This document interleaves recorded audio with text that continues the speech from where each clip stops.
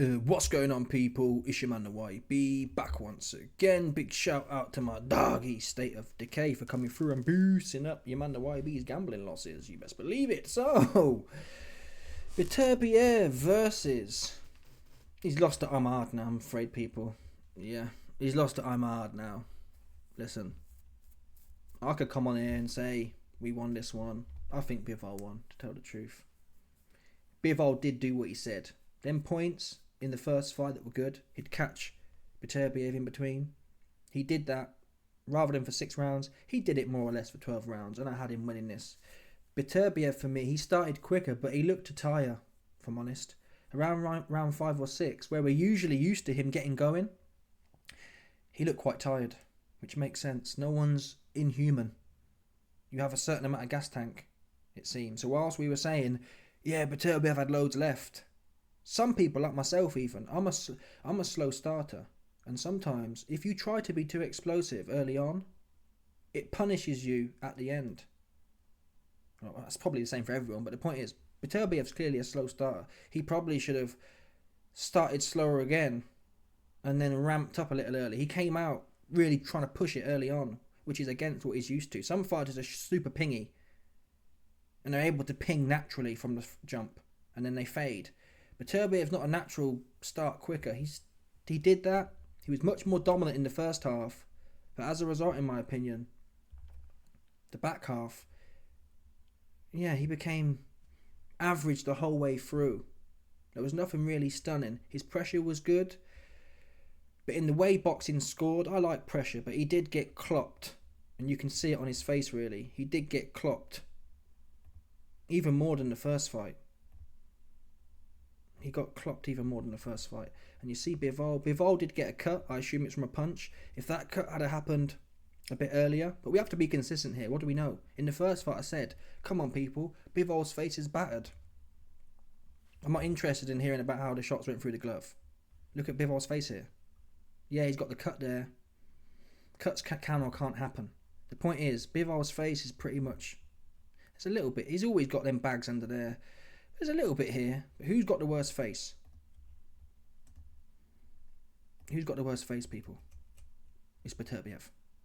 Not that matters, but again, we counted it in the first fight. We can't be biased. We can't be like all these turkey shills sucking off turkey. We have to be honest here. And Bivol won the fight. He deserved to win. Not to mention, if we're right and we believe Beterbiev's the hardest man since sliced bread and he punches too hard, the fact Bivol came in changed his game plan. And even the fact he was able to compete at the same level, Bivol deserved to win, right?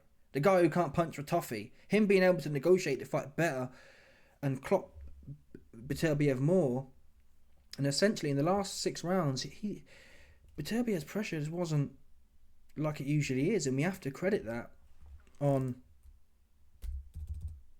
Bivol's greatness.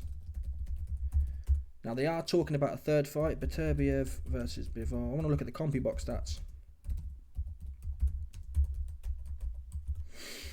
They're talking about a third fight. I mean, the other thing is, I watched a video got leaked the other day.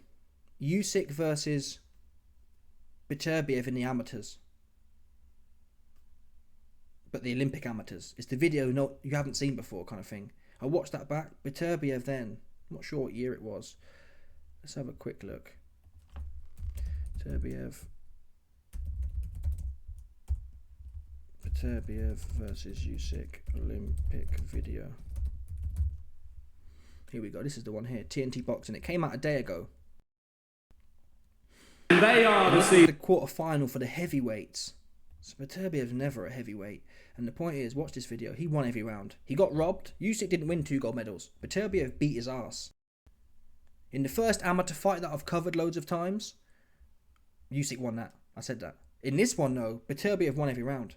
And this was 2012. So you got to remember, by this point, how old had he been? 2012, what, 13 years ago. If he's 40 now, 41 now, he'd have been 28. His speed and his ability, yes, it's a 3-round fight, so it's a bit different, but his footwork, his speed, his ping was so much better.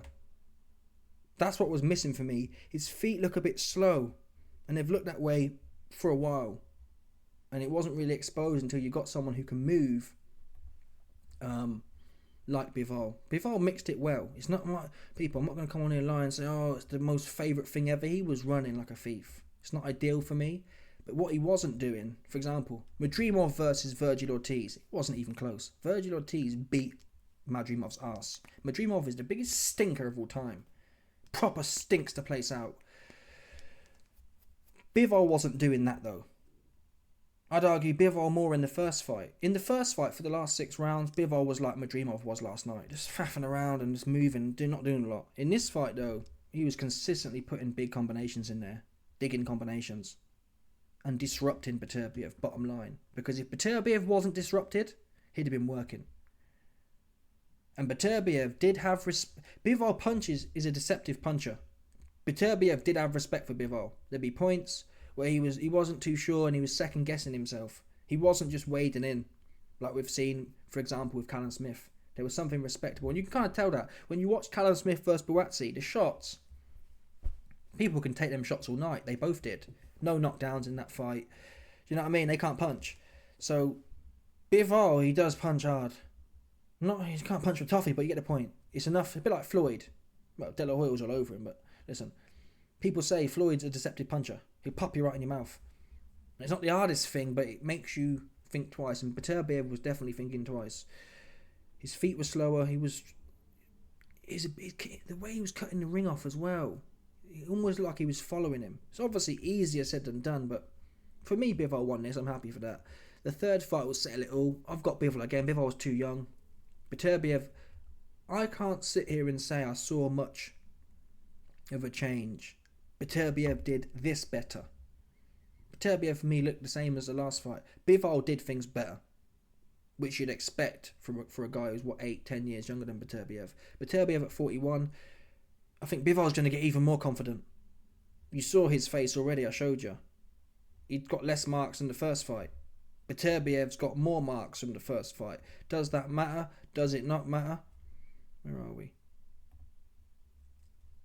I mean, it's worth something. Beterbiev at 41 years old is getting touched more than last fight, and Bivol's getting touched less.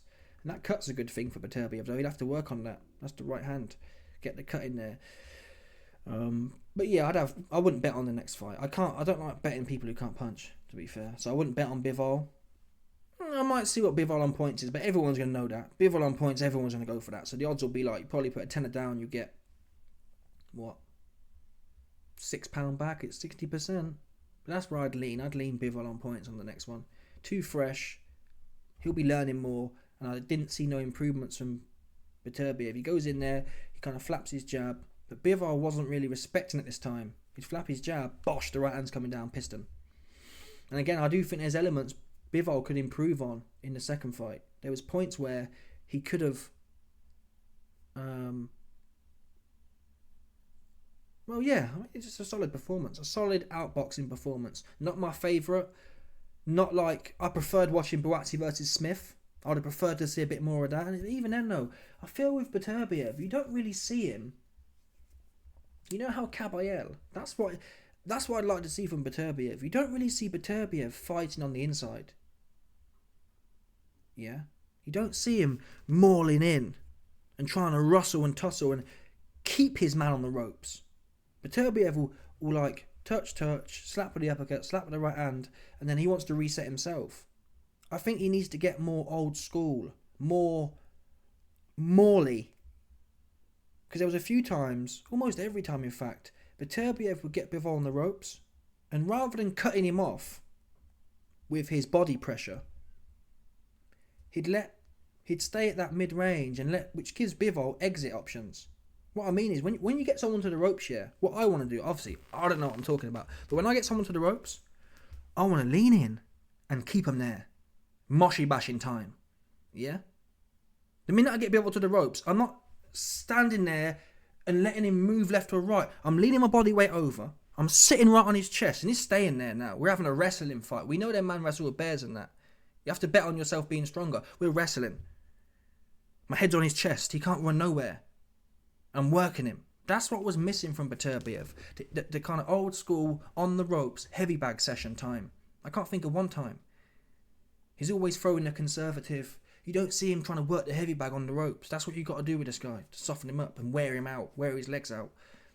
If you're sitting at mid-range, touch, just throwing pure hands and not doing no wrestling, not doing no moshi bashing on the ropes, Bivol can skirt left, skirt right. And that's what happened all night. It felt like Beterbiev was constantly following him everywhere. And even the few times Bivol was on the ropes, Beterbiev wasn't thinking, yeah, it's my time to go now. It's my time to go. When you get someone on the ropes, it's your time to go. If there's ever a time to go, it's that time. We're going now. We've got to work here. It's taken me 2 minutes to get this guy in this position. I've got to work. I've got to put my body pressure on him so he can't escape left or right. Beterbiev throws his hands and he's happy to reset. And Bivol moves skeets out and we've got to go do it all over again. When you get someone to the ropes as a pressure fighter, it's the most premium real estate in the world. You can't just give that up and spend the next minute getting boxed. For Beterbiev to get Bivol to the ropes, he has to get boxed up a few times. So when you get him there, you can't then say, okay, let's reset now and you can box me up again on the way in. It was constantly Beterbiev having to reset, get boxed up coming in. You got to be more Morley. Chin down, hands right here. I'm taking a few. And I'm literally mauling him on the ropes. I'm coming in like this and just walking into him like a heavy bag. I'm walking him. A bit like Jarrell Miller. I needed some more Jarrell Millerness about Beterbiev. He was too classic European boxy style.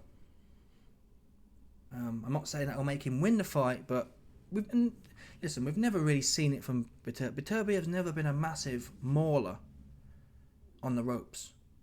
Think of people like Chisora or even Ajit Kabayel. Yeah, they want to work you up and down on the ropes. They don't really want to just posture and do mid-range and then reset. They want to get you to the ropes and maul you and touch you all over. That's what he needs to do. Some mauling in there, some maulingness for this guy. And that's the only way I see him winning. If he keeps trying to do the mid-range thing, he's going to constantly be getting boxed up. Bivol's feet are too good and his ping is too good. We've got a bum rushing coming in. That's what I like about Chisora as well. But Beterbiev needs to work on. Chisora does this thing. And I've been trying it. Oh, I need to start trying it myself. Chisora does this tactic here. Where he'll be in orthodox or whatever. And he'll slip left.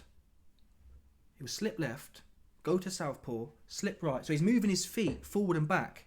Enable you to cover a lot of distance quickly. At the same time, your head's off the line. So you're essentially walking through. It's a bit like this. Traditionally, you're going to stay in your stance, yeah? And you might slip left, slip right, slip left. But you're taking little steps, right?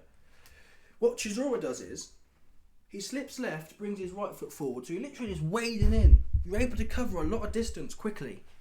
And at the same time, your head's not on the line. So you're proper striding in. Bosh, bosh. Mike Tyson would do it. It's the drills of Mike Tyson. Left, right, and you're able to cover a lot of distance quickly, and at the same time your head's not on the line. And it's confusion as well. You've got an opponent in front of you, he's switching orthodox southpaw. It bum rushes him. Chisora does it, and Chisora's old and slow. Beterbiev needs to build that in. Crossing. We're working now, is at the ropes. Bosh, bosh, bosh, bosh.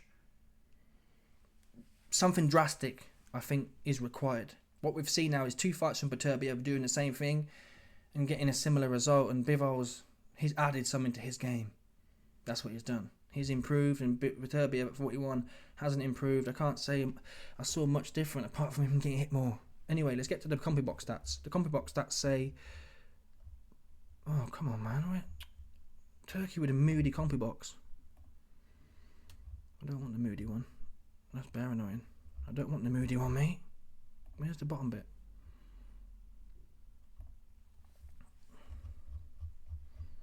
Don't tell me what happened. I want to see the picture. What's wrong with these corny boxing sides? They're annoying.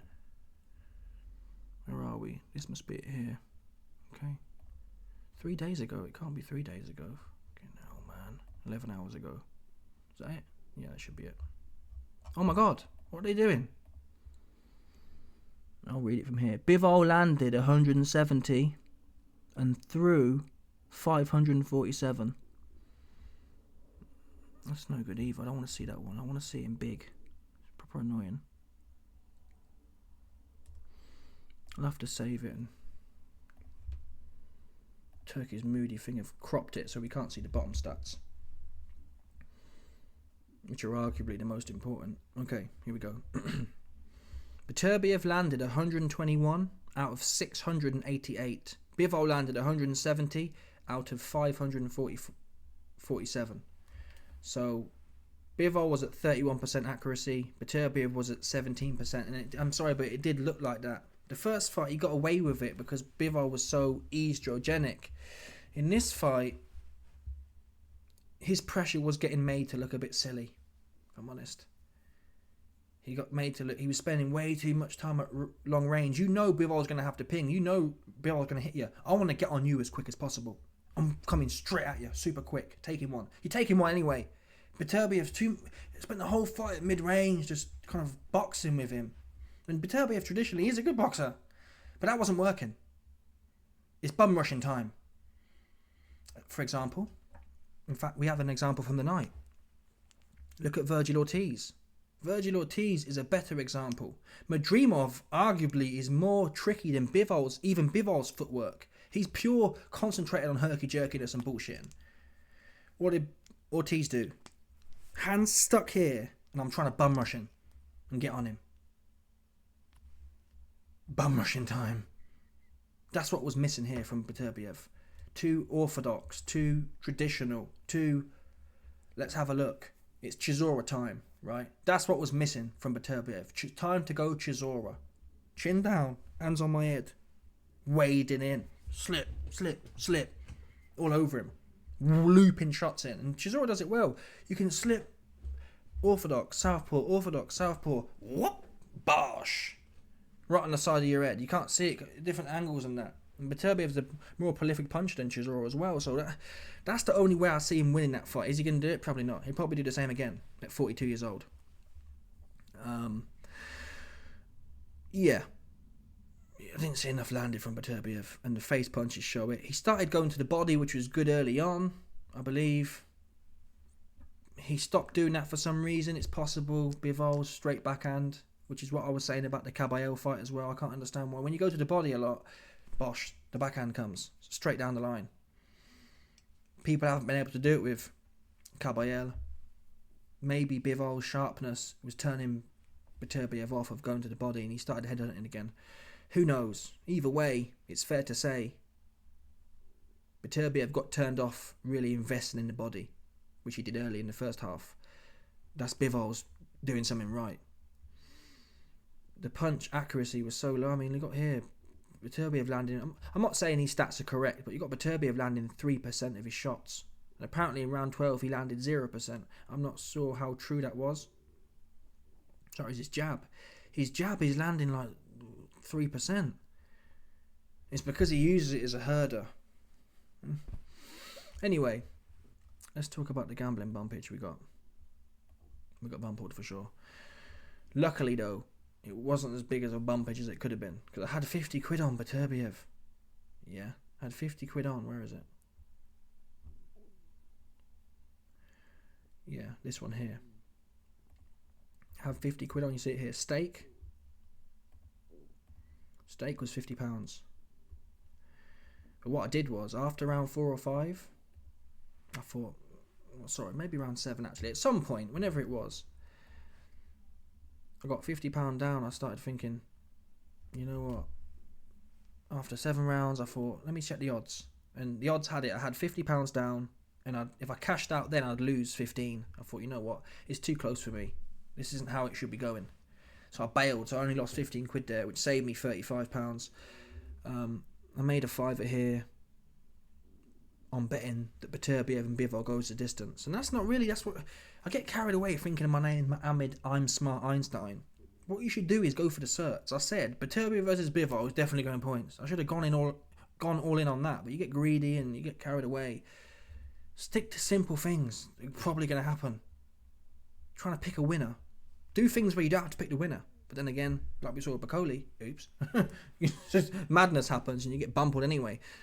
So it's one of them. I also put a fiver on here. Beterbiev on points at around 8-1. 7-1, 8-1, which would have been a nice lick if it had come through. I also at the end put how much on? There must have been a draw somewhere. I put some coins on a draw that got bumped too, only like a fiver or something. So we got bumped this weekend, a big bumpage for a weekend. But yeah, Beterbiev wants to rematch. He needs to make improvements. Would I rather see Bivol versus... I wouldn't mind... You know what I wouldn't mind seeing? Turkey wants the rematch to happen, the trilogy.